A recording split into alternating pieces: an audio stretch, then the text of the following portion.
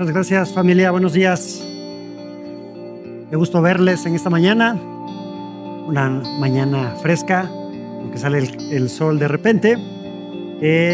Damos gracias a Dios por poderlos ver, poder compartir este tiempo una semana más, un domingo más. Así que antes de comenzar vamos a leer. Vamos a poner más bien este tiempo, ya lo hicimos al inicio, pero es necesario que podamos orar para agradecer al Señor y depender de Él. Entonces vamos a orar. Señor, te damos gracias, Padre, por esta mañana, porque tú eres bueno. Alabado sea tu nombre, Señor, que nos has traído hasta este sitio a reunirnos como iglesia para poder exaltar tu nombre, para poder adorarte, para poder conocerte, Señor. Te necesitamos que el Espíritu Santo obre en nosotros para poder consolarnos, confrontarnos y que tu palabra nos transforme. Padre, gracias. Y Señor, en ese sentido, yo te pido, Padre, por mí, porque soy indigno, pero a través de tu fuerza, el Espíritu Santo, puedo orar y llevar tu preciosa palabra, Señor. No permitas que le agregue algo o que le quite algo, Señor. Simplemente tú haz la obra y utilízame a mí para ello, Señor. Gracias, Padre, por esta mañana. En Cristo Jesús. Amén.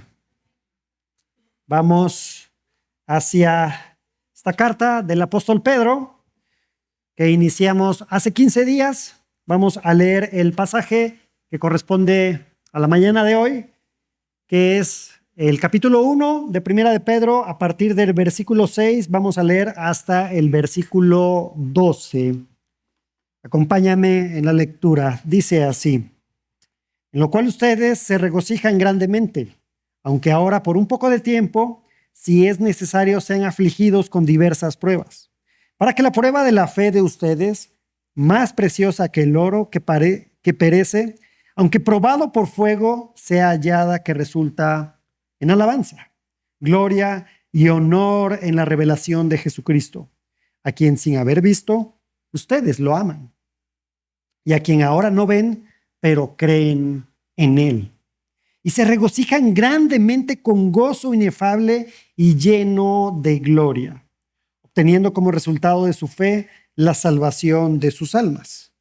Acerca de esta salvación, los profetas que profetizaron de la gracia que vendría a ustedes diligentemente inquirieron y averiguaron, procurando saber qué persona o tiempo indicaba el Espíritu de Cristo dentro de ellos al predecir los sufrimientos de Cristo y las glorias que seguirían.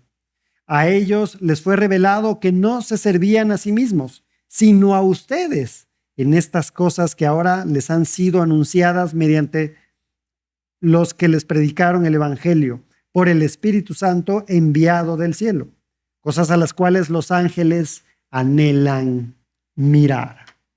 Hasta aquí la lectura de nuestro pasaje.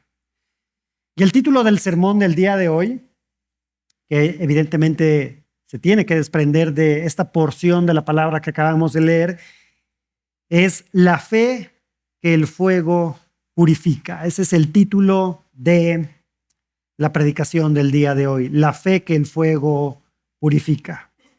Y el argumento que me gustaría presentarles, compartir con ustedes y que vamos a estar analizando y desarrollando a lo largo de esta mañana es el siguiente.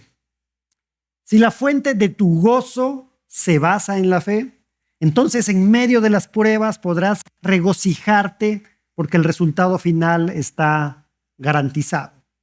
Si la fuente de tu gozo se basa en la fe, entonces en medio de las pruebas podrás regocijarte porque el resultado final está garantizado.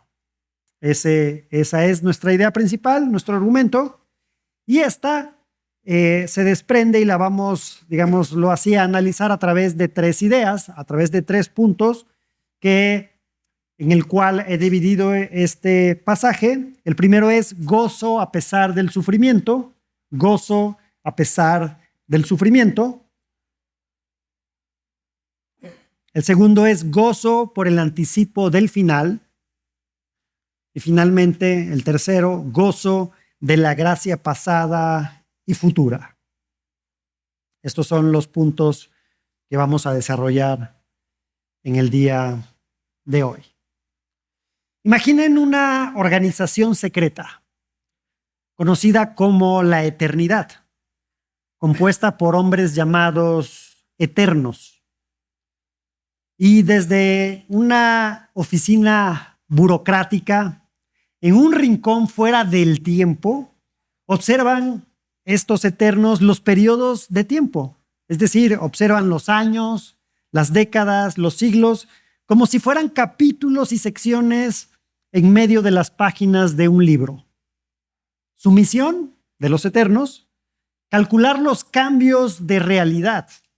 Estos cambios mínimos necesarios para eliminar guerras, inventos peligrosos, plagas, todo con el fin de reducir el sufrimiento humano y mantener una cómoda y estable mediocridad de la historia. Esta es la premisa de la novela del famoso escritor de ciencia ficción y divulgador Isaac Asimov. Seguramente ustedes han leído algún libro de él. Tiene más de 300 libros. El título de este libro se llama El fin de la eternidad.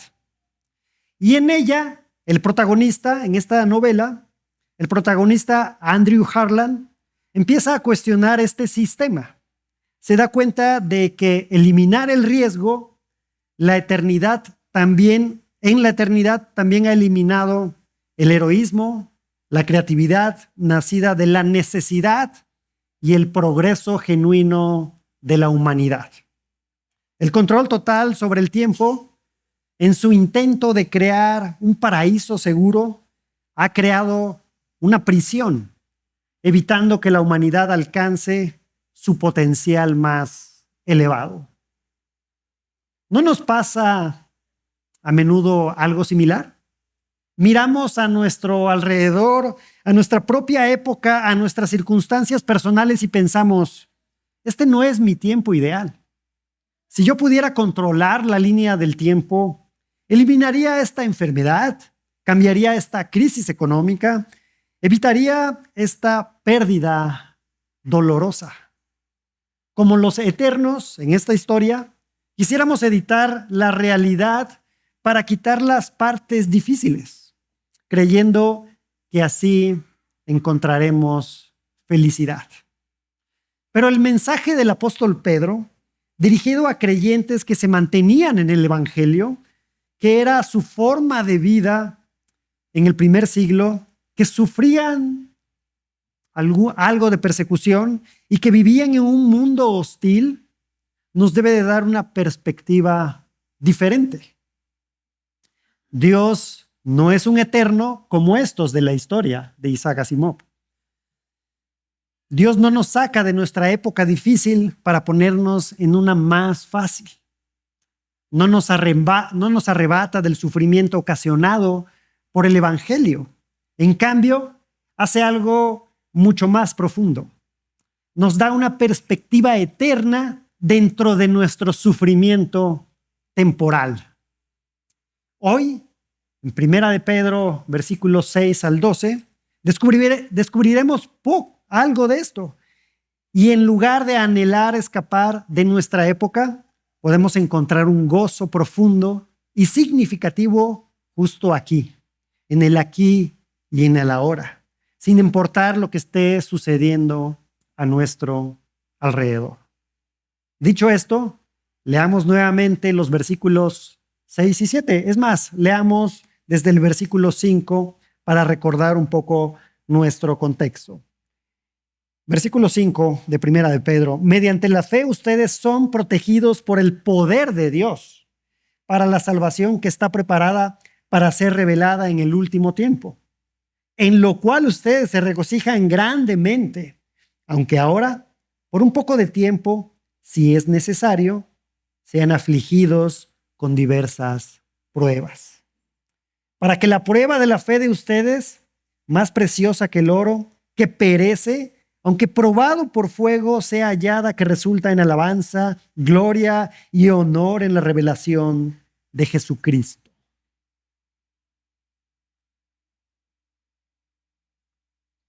Este primer punto, te lo recuerdo, gozo a pesar del sufrimiento. Estos versículos anteriores captan también el corazón del mensaje del apóstol Pedro, ya que comienza alabando a Dios por los grandes beneficios de la salvación. Lo veíamos hace 15 días. Pero hace una pequeña pausa en el pasaje del día de hoy para abordar esta realidad inmediata. Aunque en el presente estén sufriendo diversas pruebas, estos cristianos de Asia Menor pueden tener gozo que mira hacia adelante, es decir, al día final de la salvación. Y nosotros podemos incluirnos con ellos. Pueden alegrarse no porque el sufrimiento desaparezca, sino porque su fe, al mantenerse y sobrevivir a estas pruebas, les garantiza que llegarán a la gloriosa consumación de su salvación. Pedro, en sintonía con el resto de las Escrituras, presenta el sufrimiento, digámoslo así, como un tipo de escuela a donde todos tenemos que ir, donde tenemos la oportunidad de cursar para poder aprender y crecer. El texto nos recuerda que este dolor será por un poco de tiempo, y a veces ese poco de tiempo parece muy largo, pero es un contraste temporal con la eternidad que esperamos y que se conecta con esta expresión condicional que dice, si es necesario. Y esto nos revela dos verdades. En primer lugar, afirma que el sufrimiento, al menos no se manifestará en todos. Pues pensando en que cada generación vive circunstancias diferentes, no será igual en cada tiempo. Y lo voy a estar recordando porque es importante que dentro de este contexto se refiere específicamente al padecimiento. ¿Por qué? Por ser creyente. No se refiere al padecimiento derivado por alguna enfermedad, problemas económicos, pérdidas familiares, despidos, pérdida de cosas materiales, porque seamos sinceros, todas las personas pasan por esto, crean o no crean en el Señor. En segundo lugar, esta expresión nos dice que la aflicción y sufrimiento está bajo el soberano control de Dios. Y eso es parte de nuestra esperanza. Porque el Señor sabe por lo que estás pasando. Nada se escapa, por así decirlo, a su permiso o a su propósito redentor. Pero Pedro es realista también. El sufrimiento al que se refiere es externo y concreto. Sean afligidos con diversas pruebas. No necesita describir los detalles a estas personas que están siendo perseguidas, porque sus lectores ya lo vivían en carne propia. Sin embargo, sí transforma lo que escribe Pedro, la percepción de estas aflicciones. ¿Por qué? Pues porque al llamar las pruebas, de alguna forma las dignifica conectándolas con el tema del Antiguo Testamento. Parte de sus lectores eran judíos y conocían el Antiguo Testamento. ¿Por qué? Porque desde el Antiguo Testamento podemos ver esta fe probada. Pues cuando Pedro habla de una fe probada, no está inventando un nuevo concepto. Es el mismo patrón que vemos a lo largo de todas las escrituras, tanto en el Antiguo como en el Nuevo Testamento. Te doy 2 versículos del Antiguo Testamento. Puede haber muchos más, pero solamente un par. Deuteronomio 8:2 aparece en sus pantallas.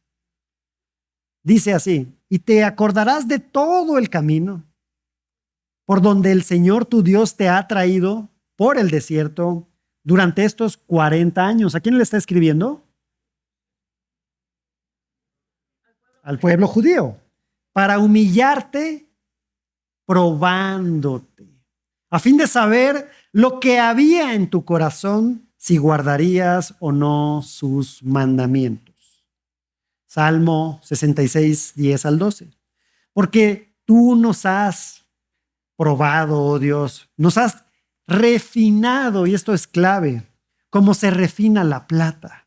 Nos metiste en la red, carga pesada pusiste sobre nuestros lomos. Hiciste cabalgar hombres sobre nuestras cabezas, pasamos por el fuego y por el agua, pero tú nos sacaste a un lugar de abundancia. Así que los judíos sabían que la fidelidad a Dios a menudo conlleva tribulaciones. Y el mismo Jesús lo confirmó. No solo lo dijo, lo vivió.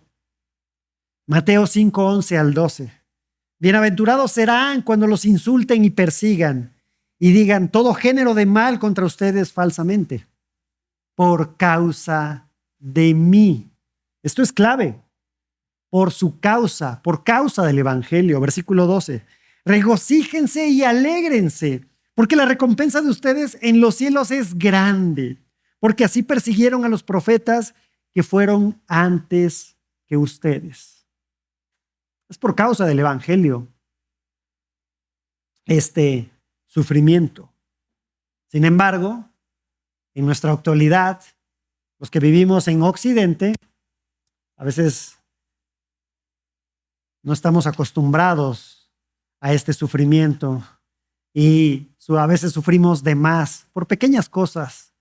O sea, el pasaje no es para hablarnos de, ay, llegué tarde al trabajo, qué sufrido soy. Ay, se me descompuso el coche, qué sufrimiento estoy pasando. No, es por causa del Evangelio.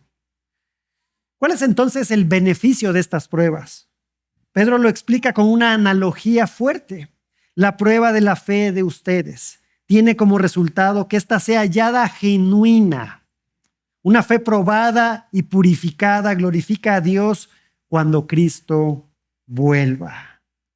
Pedro apunta y nos dirige al resultado final, esa certeza de que nuestro compromiso con Cristo es auténtico. Estás siendo probado. Y eso para nosotros es más valioso, o por lo menos debería de ser más valioso que cualquier tesoro terrenal. Los primeros lectores entendían esta ilustración que está colocando Pedro, esto del oro purificado. El oro, el metal más preciado en aquella época, se probaba con fuego. Y el proceso más o menos era el siguiente. Este mineral, este oro impuro, es decir, mezclado con otros minerales, se colocaba en un crisol. Posteriormente se sometía a un fuego intenso y que se tenía que mantener durante un periodo de tiempo. ¿Hasta qué? Hasta derretirlo. Una vez que se fundía ahí en el crisol, esas impurezas, y esas impurezas se les llama escoria, subían a la parte superficial de este oro ya en forma líquida, que tenía que estar caliente, sumamente caliente. El orfebre, es decir, quien estaba manipulando el oro, los minerales, entonces retiraba de forma activa estos desechos, esta escoria, mientras el metal aún estaba al rojo vivo y de forma líquida. Se esperaba que se enfriara todo, que se solidificara, pero para que ya quedara depurado, pero tenía un proceso. Y en medio de todo esto, de este proceso, piensa conmigo en esto. Podemos ver la imagen activa, la acción activa y cuidadosa del Señor. No solo después de la prueba, sino durante ella. Dios nos coloca en ese crisol y no se ausenta. Está pendiente para poderte purificar. No nos deja en el fuego y a altas temperaturas. Más bien como el orfebre se inclina sobre nosotros, observando atentamente y removiendo toda esa escoria en el momento preciso, justo en medio del fuego. La purificación ocurre en la prueba, no una vez que termina.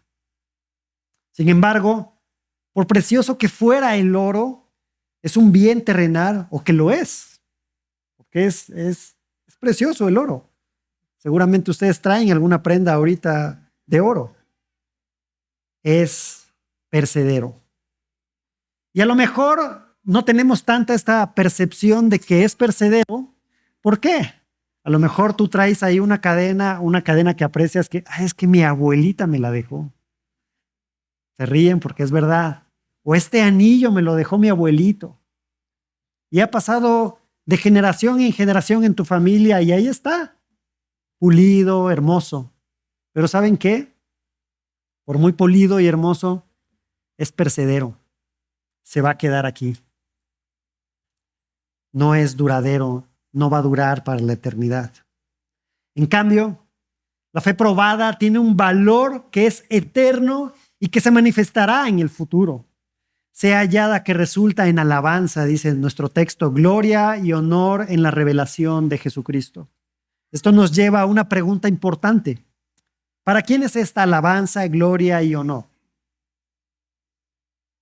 Por el contexto, si Pedro al escribir esta parte está pensando en términos escatológicos, es decir, en el fin de los tiempos, la respuesta es que la alabanza primordialmente y fundamentalmente es para Dios.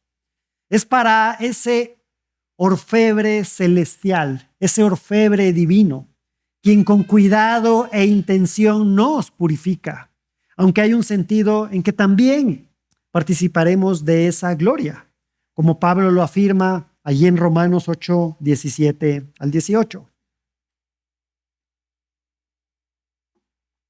Y si somos hijos, somos también herederos, herederos de Dios y coherederos con Cristo, si en verdad padecemos con Él, a fin de que también seamos glorificados con Él.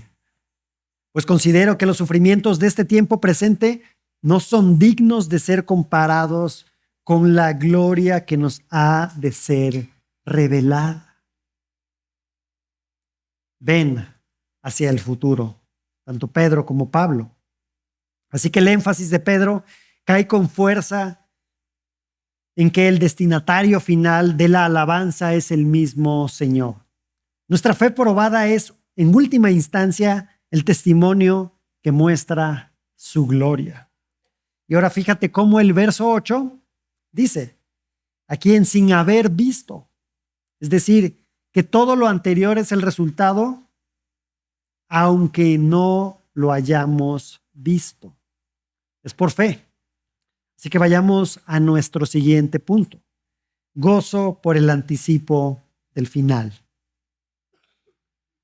Habiendo establecido que los creyentes serán aprobados por Dios en el día de la revelación final de Jesucristo, Pedro dirige la atención de sus lectores hacia la naturaleza de su relación con nuestro Salvador. Describe una realidad que debería de alguna forma conmovernos. Estos cristianos aman a Cristo intensamente a pesar de nunca haberlo visto, a pesar de nunca haberlo visto con sus propios ojos. Su fe que se aferra a una persona que no es posible ver, no es una fe fría ni teórica, sino que se desborda en un gozo indescriptible y glorioso. Y en esto tú y yo deberíamos identificarnos, porque tampoco hemos visto al Señor Jesucristo.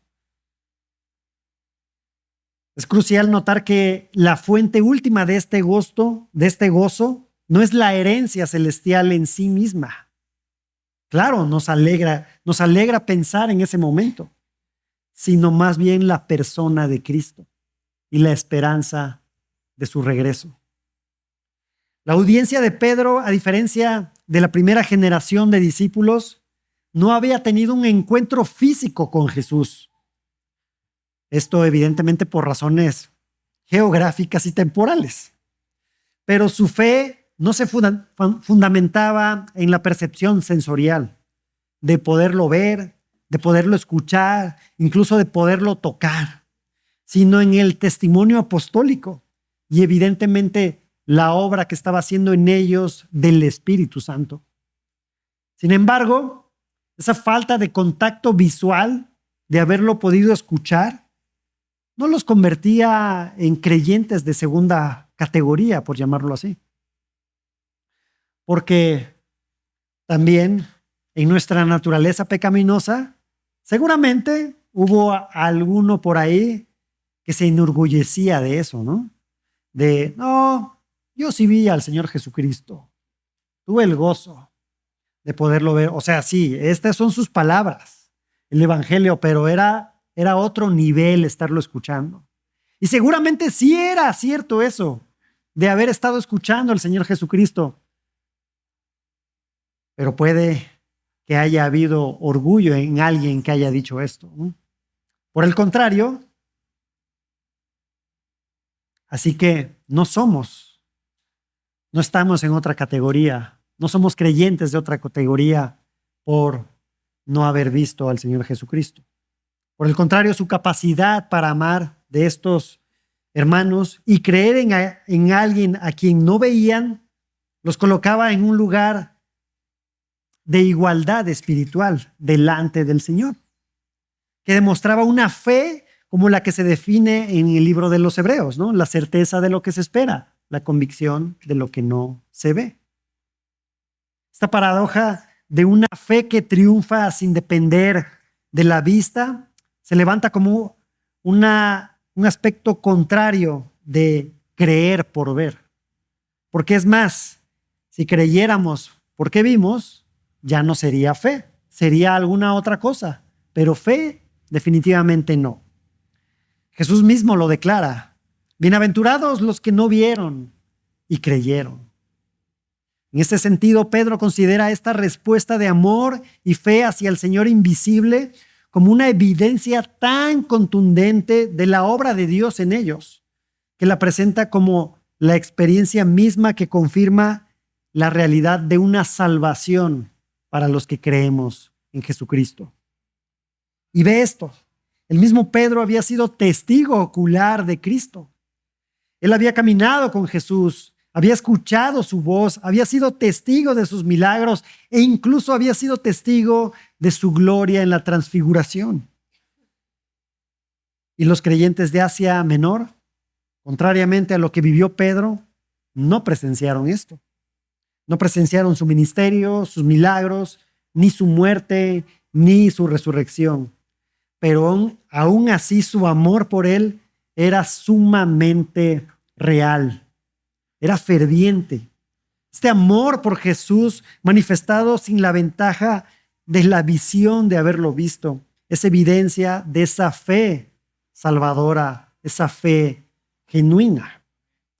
Piensa esto también.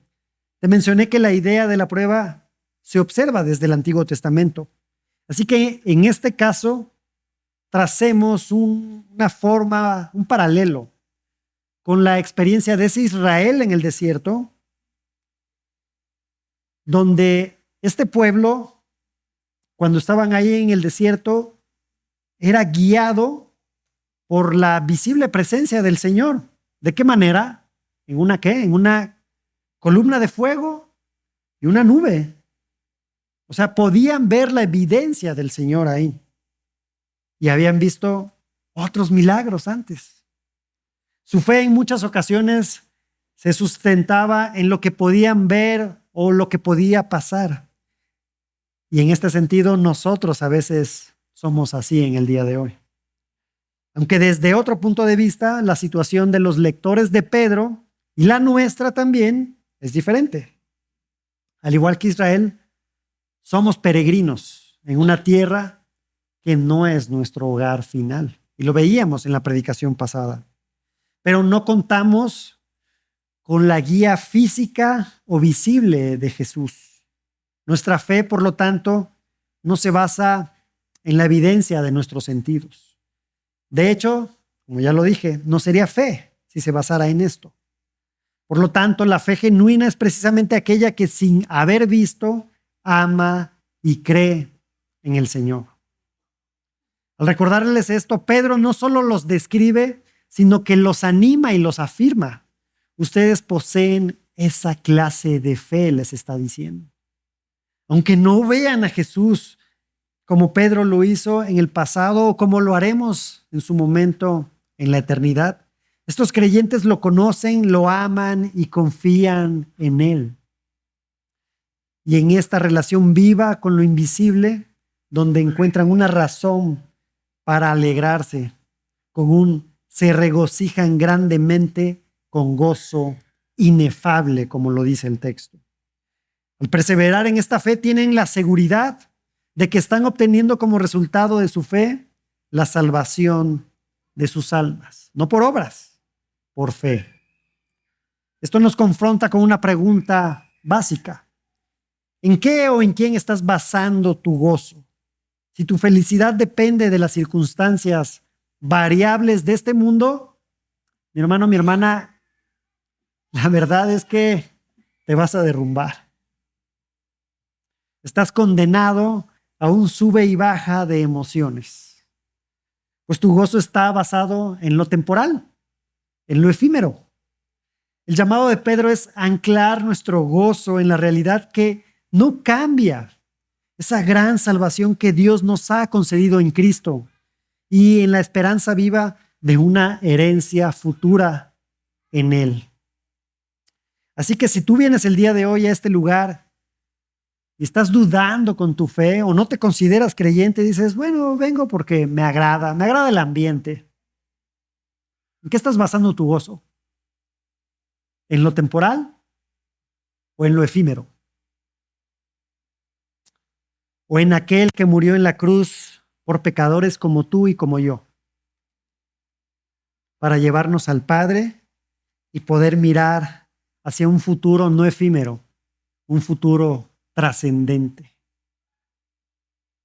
¿En qué estás basando tu gozo? Este es un gozo que va más allá de toda circunstancia, que ninguna pérdida, prueba o sufrimiento puede arrebatarnos. Como se escribe ahí en Juan 16:22. Por tanto, ahora ustedes tienen también aflicción, pero yo los veré otra vez. Y su corazón se alegrará y nadie les quitará su gozo. Con este gozo sobrenatural podemos enfrentar el sufrimiento, sabiendo que Dios lo está usando de forma activa para prepararnos y asegurar el fruto completo de nuestra salvación. Estamos en el ya, pero todavía no. El sufrimiento desde esta perspectiva no te ha despojado de nada que realmente necesites, porque Cristo es y debería ser tu posesión suprema. Mientras somos llamados a soportar fielmente las pruebas, recibimos de alguna manera un estímulo doble. Somos alentados, por un lado, al ver que nuestra fe es real y capaz de resistir. O por ahí andas ya un poco flaqueando en esa resistencia. Digo, yo flaqueo todo el tiempo, pero de manera literal. Y somos fortalecidos también al comprobar que a pesar de todo seguimos amando y creyendo en Jesucristo.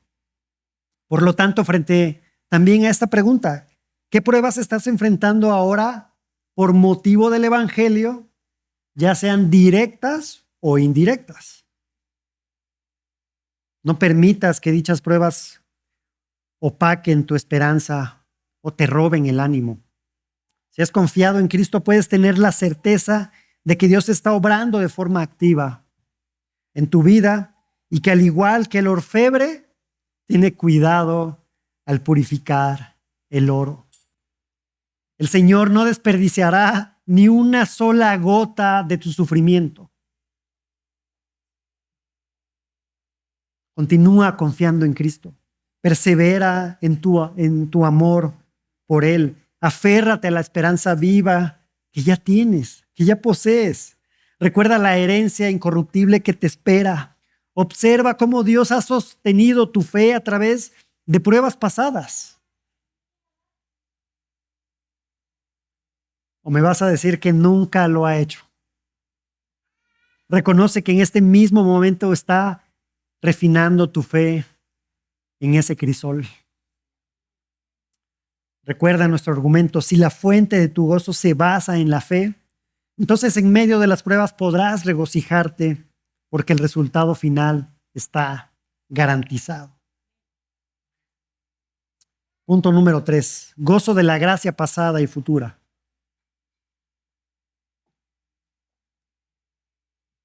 Leamos los últimos versículos. Acerca de esta salvación, los profetas que profetizaron de la gracia que vendría a ustedes diligentemente inquirieron y averiguaron, procurando saber qué persona o tiempo indicaba el Espíritu de Cristo dentro de ellos, al predecir los sufrimientos de Cristo y las glorias que seguirían.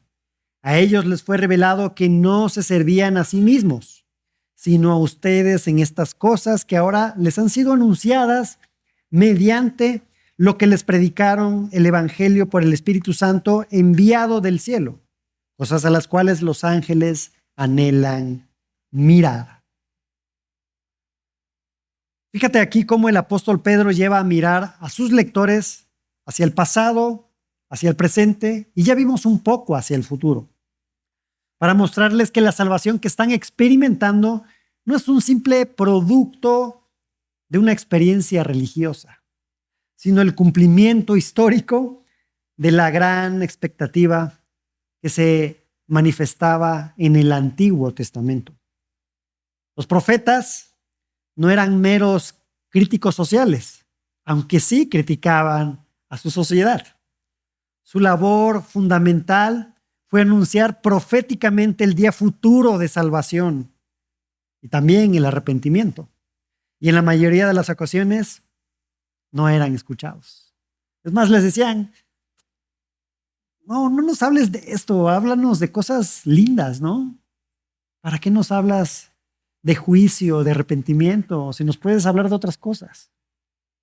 La iglesia primitiva vivía con la convicción de que ese futuro prometido se había hecho presente ya en la persona de Jesús, en su ministerio, en su muerte en la cruz, en su resurrección y posteriormente en la venida del Espíritu Santo. Sin embargo, aquellos a quienes escribe Pedro se encontraban en una posición peculiar. Aunque inspirados por el Espíritu de Cristo, es decir, este título que Pedro usa de manera deliberada e intencional para enfatizar que el mismo Espíritu que ungió a Jesús daba testimonio de él en el Antiguo Testamento. Los profetas tuvieron que escudriñar, dice nuestro pasaje, esas propias visiones con diligencia, y no era que hacían algún tipo de numerología ahí de, no, es que el Salvador va a venir en tal año. No, para ver en qué momento iba a venir, ¿no? No hacían esto, simplemente analizaban cosas, pensaban, meditaban al respecto, porque tampoco entendían en su totalidad, y es más, no entendían de la manera en que nosotros entendemos el día de hoy, porque ya tenemos todo el canon. Predicaban de alguien que liberaría a Israel, pero también con un significado incompleto, que no alcanzaban a comprender, especialmente en el cuándo y el cómo. Lo podemos ver, ¿no? Llega el Señor Jesucristo y hay algunos que dicen, no, ¿cómo? ¿No nos va a liberar? ¿Cómo? ¿Nos llama a arrepentimiento? ¿Nos llama a amar al prójimo? Pero si tenemos problemas en Israel, ¿por qué no nos libera? Necesitamos a ese caudillo. Y no fue así. Para las generaciones antes de la venida del Señor Jesucristo, el cuándo era un misterio reservado para una revelación posterior.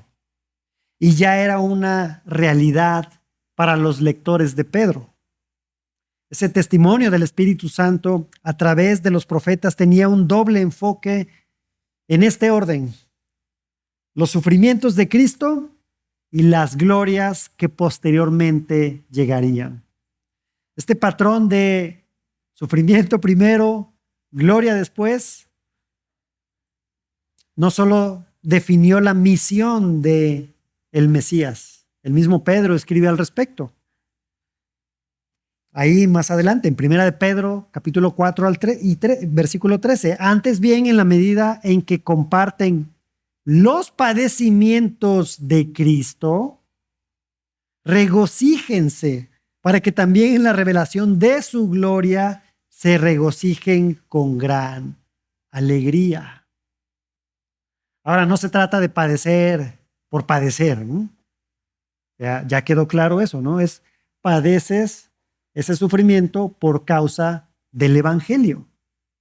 Y no quiero minimizar el sufrimiento en otras áreas, porque es doloroso. Y el Señor nos puede dar paz en medio de ambos tipos. Ni Cristo ni sus seguidores reciben la corona de gloria sin haber pasado antes por un tipo de camino a la cruz. Así que cualquier sufrimiento presente y primordialmente por el hecho de ser creyente se hace más soportable por el conocimiento de la seguridad, de la esperanza que tenemos en esa gloria que viene, esa gloria futura. Isaías, por ejemplo, anunció con detalles el rechazo y la muerte del Señor Jesucristo, pero también la restauración gloriosa que le seguiría. Una salvación que se extendería a todas las naciones. Y a quienes les escribía Isaías no vivieron para ver el cumplimiento de lo que proclamaba. Y de alguna forma, los lectores de Pedro ya estaban viviendo ese tiempo de lo que habían proclamado los profetas. Por ello, Pedro quiere que sus lectores y de forma indirecta nosotros también captemos la fuerza de este privilegio en el que vivimos. Ustedes, les dice, no han conocido estas realidades únicamente a través de los escritos de los profetas, que los tenemos en la palabra del Señor el día de hoy, sino por medio de la proclamación del Evangelio, este mensaje anunciado por el Espíritu Santo enviado del cielo, y que si tú te has arrepentido de tus pecados y has creído única y exclusivamente en el Señor Jesucristo, ese Espíritu Santo habita en ti. Ese mismo Espíritu que inspiró las profecías es quien ahora da fuerza a nuestra predicación y produce ese nuevo nacimiento en quienes oyen el Evangelio. Y eso sigue ocurriendo el día de hoy. Estamos presentes aquí por causa de ese Espíritu. Este hecho los coloca y a nosotros en una posición de privilegio, no solo por encima de los profetas, sino incluso de los ángeles. Estos seres anhelan contemplar con intenso interés lo que se nos ha revelado. Dice, ustedes viven en la época de salvación, en el ahora de los últimos días.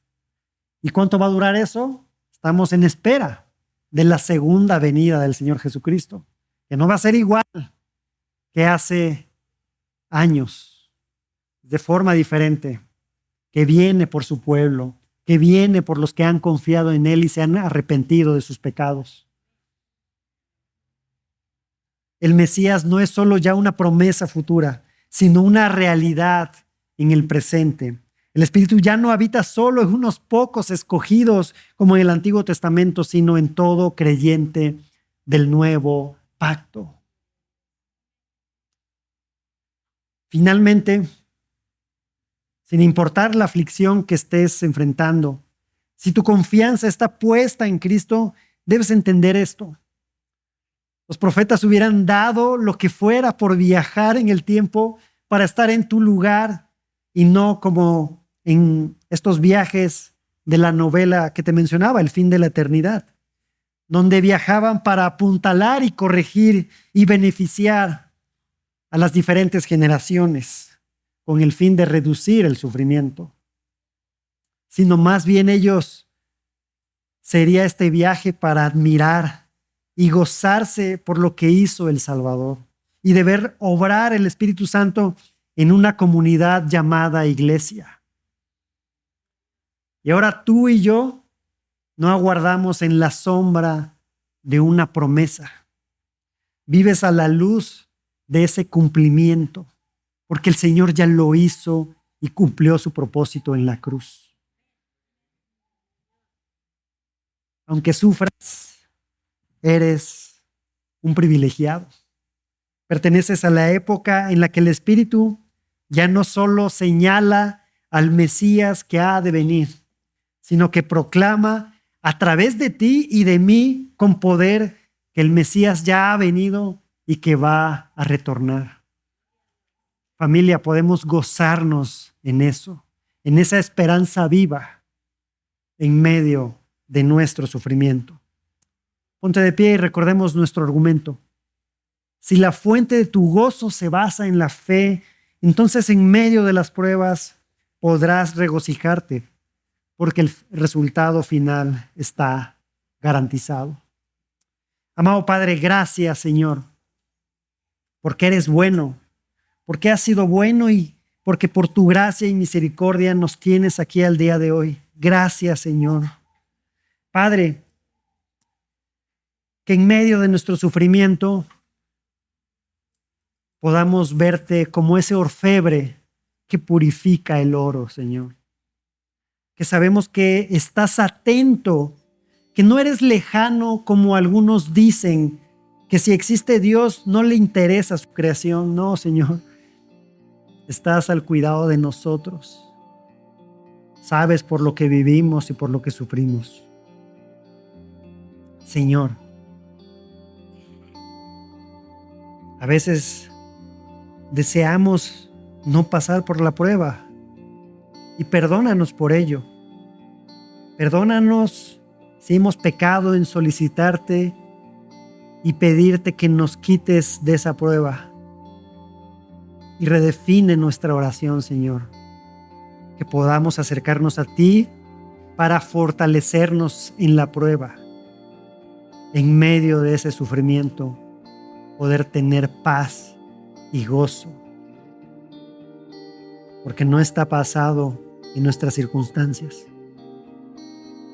sino en lo que tú ya hiciste en la cruz. Gracias, Señor, por esa acción perfecta de tu sacrificio en la cruz. Y que es por eso que estamos aquí el día de hoy. Gracias, Señor, por ese privilegio que nos das, que nos has dado. En Cristo Jesús. Amén.